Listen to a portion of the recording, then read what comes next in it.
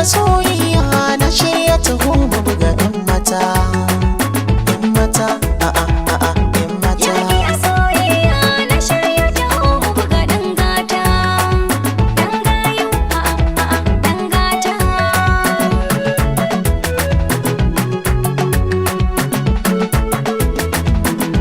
Hikin ka ɗauki biya ni kuma za na ɗau mashi, ba za na motsa ba in ni za ki harbo shi.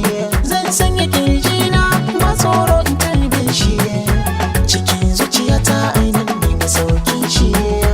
Kin yi nasara a cikin yakin ki ɗauke shi, kin zamto sarauni duk mata ke ce da jan ragama manufata, manufata, a'a a'a. Gani na ta so gaba na isko ka sai ni shi, in bai da soyayya tabbas akwai kishi.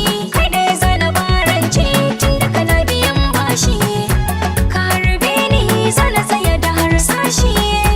Na soyayya bai kisa ko ya tashi, tun ranar da ka same ni da shi jina nake wata autar mata, autar mata.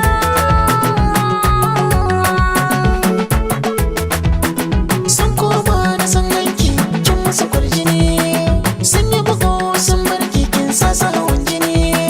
Soyayya ta taki zo ki kula da ni, in dai na aure ki baki gunaguni. Na jigiyar soyayya kin shayar da ni, ni ma dole in baki nawa dan ki masarata, ki masarata.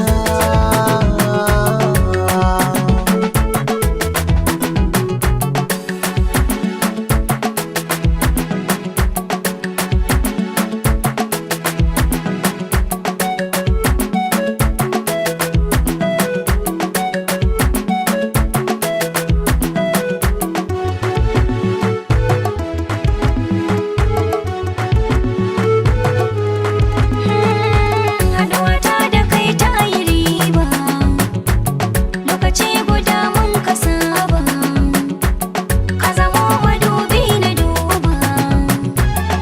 Abin da ka so in yi zan yi shi ba aibu ba, aure na sanya a rai da kai ka zamto uba. Ma ɗau zuri'a da kai shi ne manufata, manufata.